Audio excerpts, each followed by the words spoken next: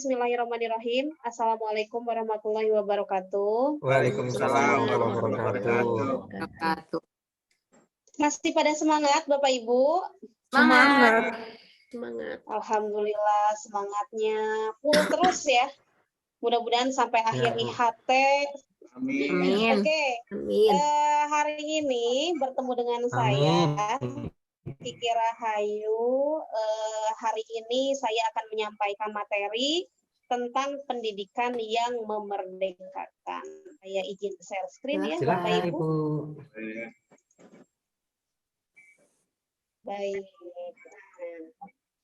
Pendidikan yang memerdekakan. Di sini sudah ada logo Tuturi Handayani ya, logo pendidikan. Kemudian ada tokoh pendidikan kita, Bapak Pendidikan Indonesia, Ki Hajar Dewantara.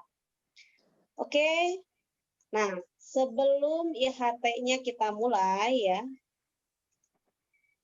Sebelum IHT-nya kita mulai, kita main tebak warna.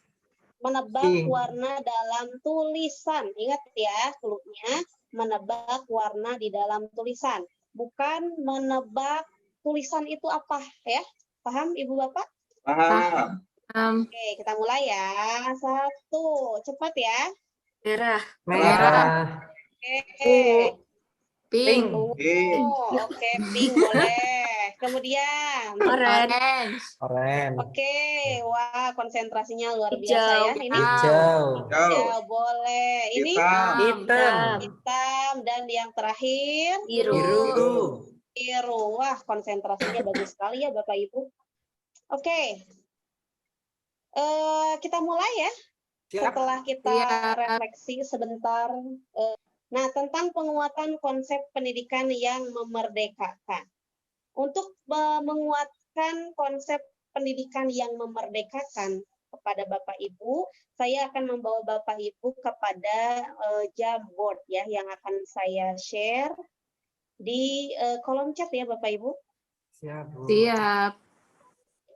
Oke, saya sudah mengirimkan link Jamboard di kolom chat. Silahkan Bapak Ibu untuk membuka link tersebut. Kemudian kita diskusi di papan digital ya. Jamboard itu papan digital.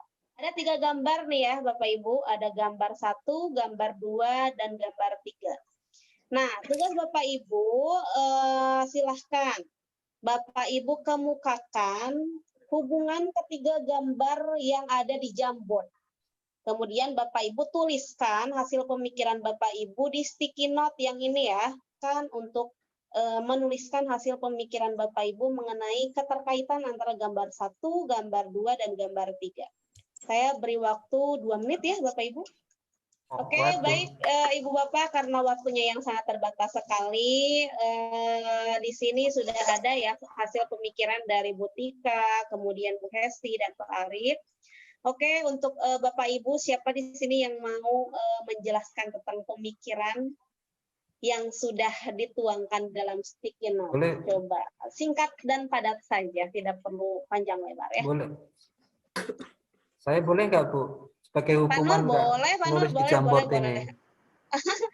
Kan Pak Nur nggak nulis di Jamboard, jadi Pak Nur deh yang jangan. ya. Oke, siap. Terima kasih Bu Instruktur, saya diberi pengampunan nih untuk bisa menjelaskan sebagai gantinya. Iya, sama-sama. Gambar pertama adalah tokoh pendidikan kita, Bapak Ki Hajar Dewantara.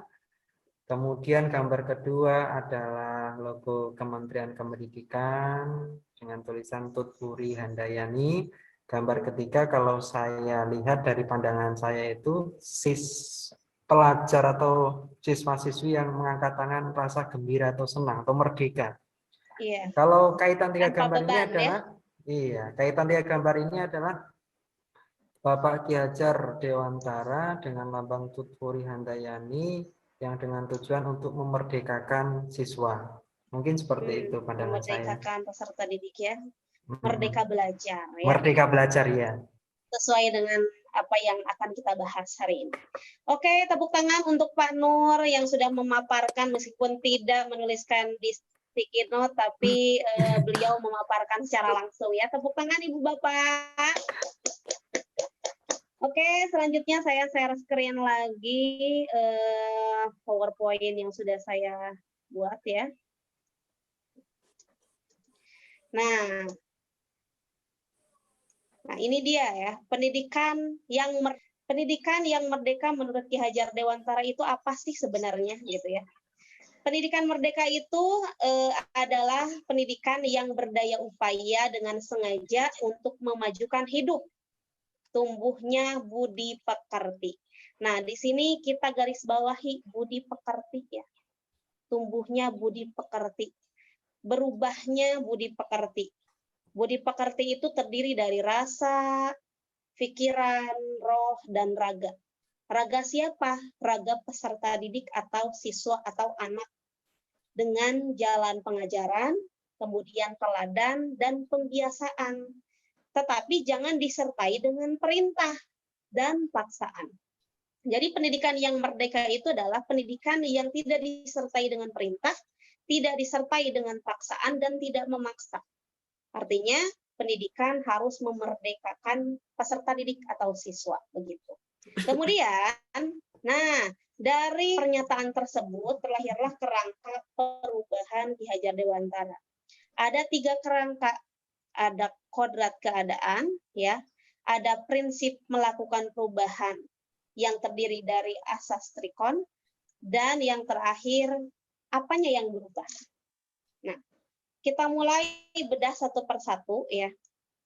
Dari mulai kodrat keadaan yang terbagi menjadi 2 kodrat. Yang pertama kodrat alam dan yang kedua ada kodrat zaman. Nah, kodrat alam terkait dengan tempat tinggal masyarakat atau terkait dengan lingkungan hidup peserta didik. Tempat tinggal di daerah pertanian sekarang ya tidak bisa disamaratakan dengan tempat tinggal di daerah pegunungan. Begitu juga misalnya contoh lainnya, seorang petani menanam padi. Tidak bisa disamaratakan dengan perlakuan dia menanam jagung misalnya. Begitupun juga contohnya misalnya hewan. Kita tidak bisa memaksakan ikan bisa memanjat. Kita tidak bisa memaksakan misalnya kelinci bisa renang. Jadi masing-masing peserta didik itu memiliki kodratnya sendiri, kodrat bawaannya gitu, kodrat alam berdasarkan tempat tinggal. Kemudian yang kedua ada kodrat zaman ya, yang terkait dengan perubahan dari waktu ke waktu dan tantangan yang berbeda-beda. Zaman semakin berubah, semakin teknologi semakin pesat. Tantangan kita selaku pelaku dunia pendidikan, tantangan kita selaku pendidik harus membekali peserta didik untuk survive terhadap perkembangan zaman. Dengan cara seperti apa? Bekali dengan ilmu teknologi, bekali dengan kemampuan peserta didik untuk menggunakan teknologi. Apalagi zaman sekarang, di era yang seperti ini, pandemi, tidak bisa tatap muka, kita harus terus-menerus mengupgrade yang namanya teknologi. Bagaimana caranya supaya supaya ilmu yang kita sampaikan sampai terhadap anak, supaya pembelajaran sampai terhadap anak, begitu. Dengan adanya teknologi, dengan bantuan teknologi, begitu. Kemudian ada prinsip melakukan perubahan atau ada asas trikon ya, 3 asas.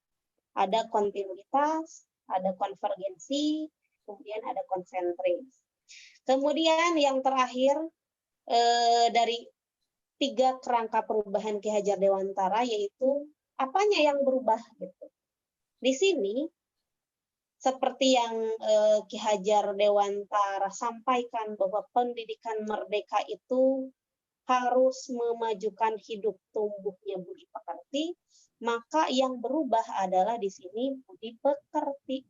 Ada 2 kata, ada budi dan ada pekerti, ya.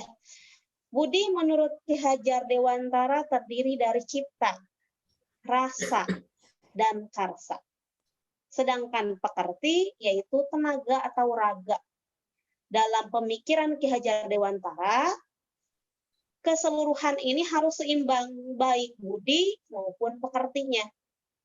ada olah cipta, menanamkan pikiran, ada olah rasa, menghaluskan rasa dan kemauan, serta yang terakhir ada olahraga untuk menyehatkan jasmani.